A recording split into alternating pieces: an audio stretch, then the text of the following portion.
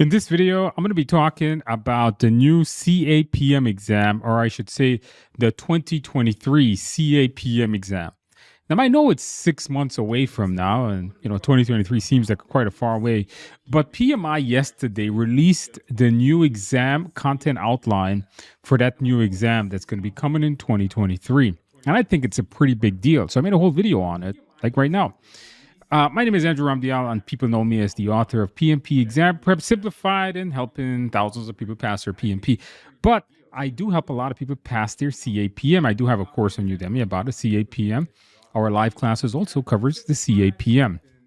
So in this video, what I want to do is I want to talk a little about the certification, what's the requirements, how much does it cost, how do you become qualified, what type of knowledge you need to have, what makes it different than a PMP, and then I want to review the content outline of it. So if you're someone that is looking to take your CAPM, maybe you don't have the experience needed to take the PMP, let's watch this video. Okay, so let's get into this. So yesterday, PMI released the new exam objective for the CAPM. And the CAPM exam is basically, it's like the PMP. It's a project management certification in that sense that it is a PMP, but it's basically a certification for people that don't have really any project management experience. And you'll see that on their website. And yesterday, they released their brand new exam content outline. An exam content outline basically tells you what is going to be covered on the exam. Like, these are the topics you need to know on the exam. And it's a big deal because it is drastically different than the current CAPM exam as of today. So let's get into it. I want to show you on the PMI website, where do we find this stuff? So here I am at pmi.org, and I am going to go to certification, and I'm going to go to CAPM, as you can see here. And one of the things you'll notice that I do want to mention is that the current CAPM is based on the PMBOK Guide 6th edition. All right. So if you're studying for the current CAPM exam, which is probably going to be valid till the end of the year, just keep studying PMBOK Guide 6th edition. My course is based on PMBOK Guide 6th edition. Just keep reviewing materials from that. But if you're going to be taking this new exam, here's some things you need to see on it. So here it says right now the CAPM exam is changing in early 2023. And we're going to take a look at this here in a minute. But before I get down here, I want to talk a little about the certification itself. And predominantly, what does it take to qualify? So let's say you're new to project management and you just got out of high school and you basically want to get into the field of project management, or you just got a degree and you've never worked in project management, or maybe you're transitioning from IT into project management, or from advertising or whatever field you were doing into project management, and you have no experience. Well, you can't take the PMP if you've never worked on a project before. So the CAPM is a certification that you can get. It's basically going to teach you almost all, not all of it, but almost all the knowledge that a PMP has, except you don't have to have any experience to take the exam. And you could see that here. So you notice the prerequisites. It says, in order to qualify for this, you just need basically a high school diploma or an associate degree of anything that's globally equivalent to that. And then you need a 23-hour course that's done. Now, believe it or not, almost all PMP classes that are out there, if you take a PMP class, you qualify because those PMP classes give you at least 35 hours worth of content. So if you don't have your experience, this is great because all you got to do is basically take a class. And if you have at least a high school diploma, you're going to qualify. It's going to cost you about, let's say, $300. Now, a membership to PMI is going to cost you around $150. So I don't know if it's worth it to take a membership just to take this exam, although it is for PMP because PMP drastically reduces. But if I was you, I probably wouldn't get a membership unless you're going to use the benefits of a membership. And the actual exam itself is 150 questions and 3 hours to complete it. So it's 150 question, 3-hour exam. That stays the same from this version into the new version. Now, one of the things that people ask me when it comes to the CAPM is, Andrew, is it a difficult test? And the answer really is no. In my lifetime teaching this course and meeting people that has taken it, now I've always taught PMP, not CAPM, And that means that I've always overkill my CAPM students. In other words, I've taught them PMP when they didn't need all that material, but it's good material to know. And in my experience, I've never met anyone that failed the test. Realistically, I've just never met anyone that failed. I'm pretty sure people have failed. I just haven't met anyone. And the reason is because the actual exam itself is just more memorization versus applying the concept. It's knowing the concept versus applying it in a scenario. So on the PMI website, they actually have a sample question. And I'll show you one of the sample questions. I just clicked on that. And here's a sample question. Control procurement is performed as what process group? Well, monitor and control. And so if you know your 49 processes, you've reviewed PMBOK 6th edition, you should have known that answer.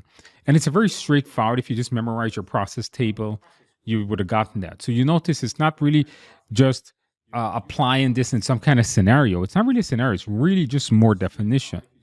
Why is that? Because you see, PMI knows that people that's taken the CAPM will not have the experience that the PMP has or somebody applying for PMP. So it's not fair to test them on that.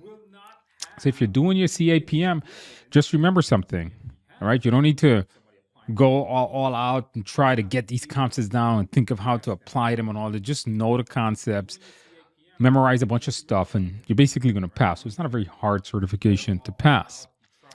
Let's go back here and let's take a look. Now I want to download because I made this video to talk about the new one. And one of the things that you're going to see is that the new CAPM exam that's coming in 2023 will be using the PMBOK Guide 7th edition. And I'm going to talk about PMBOK Guide 7th edition in a minute. And we're going to click right here to see the new exam objective. So preview the latest content outline. All right, let's click on that. All right, so I was going through this here. So here we go with the new exam outline. You notice this says January 2023 exam updates. Now, this exam may come out sometime in 2023, early 2023. It may come in January, February, March, who knows. That's up to PMI. They did not give an exam a particular date. Maybe as the year progresses on, maybe as time progresses, they'll actually tell us what that date is. All right, so let's continuously go down here. What I want to do is I want to show you guys some of the objectives and what makes this new exam so exciting to me. So first of all, it looks more like a PMP. It's called Exam Content Outline, and they have broken it down into 4 domains: project fundamentals and core concepts, predictive, agile, and business analyst framework. Now, if we look at the current CAPM exam, it's predominantly predictive project management. Now, if you don't know this, here's something for you. In the world of project management today, there are 2 main methods and 1 mixed one. So in total 3.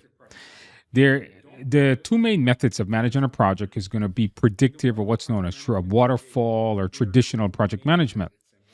Predictive project management is when the scope is known and you're working towards accomplishing the scope. Think construction projects predominantly follows that.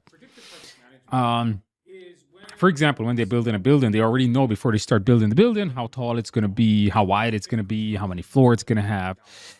So before they dig the ground, they better have plans approved, right? So now they know, okay, let's do this project to meet this scope. The other type of project management is where the scope really isn't known much, and they're trying to work towards a product that's probably has never been seen before. This is mostly used in software development, and it's called agile methods or adaptive methods. And agile is predominantly known in the software industry, but people apply it all over now. For example, designing a building, you can design it using agile methods, but build it using predictive methods. Notice I just combined 2 there. That's called a hybrid method. So that's a combination. So there's really two main methods: agile methods, predictive methods, and then the combo of hybrid.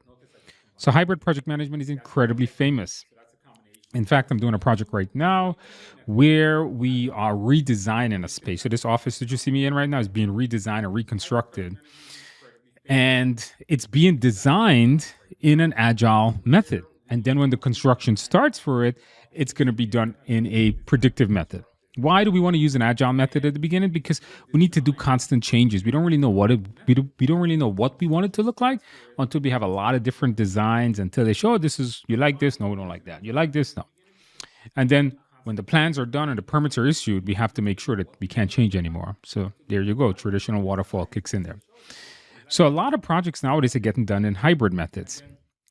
Now, the current CAPM didn't cover any of this. It just covered predictive. The new one will, and that's exciting, and that's good news because anybody that's studying project management should know that. So let's go take a look quickly, and I don't want to bore the hell out of you to death by reviewing text on a screen, but I just want to quickly review some of these domains that are listed here. So here we go. Let's go through just basically the 4 domains. So the first one is worth 36%. So this is a big chunk of the domain here. And you'll notice that this particular domain, let me scroll down. This particular domain is your basic definition. Like, what is the difference between a project, a program, and a portfolio? Well, basically easy. Programs are made up of projects. Portfolios are made up of projects and programs. You learned that in the course. Basically, a lot of definitions that's going on here. In this one, basic project management understanding. Basic roles on a project is what this is going to cover. Then the next thing now, domain 2 is going to go into those predictive traditional method that you should know, such as what are management plans, such as a quality management plan, what is a work breakdown structure, that you should know. Every traditional project should have those things. Then we have the Agile Framework. Now, I'm telling you guys, in today's world, you guys have to know Agile. You have to know the Agile process, the Agile values, things like the Agile Manifesto. You should know different Agile methodologies, such as Scrum, Extreme Programming, and stuff like that. It's all going to be covered here. Now, I want to point out something to you, the percentages. Notice this is 20%, so they're weighing Agile more than predictive method at 17%. 36% was just your basic understanding. And then finally, you come down to business analysts. And this is just understanding the current business environment, understanding who your stakeholders are, understanding how to deal and interact with people, such as knowing the different roles on a project, understanding how to communicate with your stakeholders, how to gather requirements on a project is what this one here is going to cover. So 27%, this one actually outweighs the other 2 that we just saw. And that's basically all you're going to find in here. That's pretty important. So this particular new exam, pretty excited to see it. I'll probably make a course for it as the end of the year comes in, maybe October, November, to match up to this exam content outline of it. So this is just a quick video on the update to the CAPM for 2023. Really good stuff. I think everyone studying project management today, whether you are a seasoned project manager for a PMP or you are a beginner project manager, you guys should know your agile methods, your predictive methods, and your hybrid methods, because you're gonna go into companies nowadays, and believe me, a lot of them are using hybrid methods. Okay, hopefully you guys found this video very informative. If you like this video, guys, please click the like button, subscribe to the channel. We'll be putting more content out as the weeks and months progress, and I'll see you in the next video.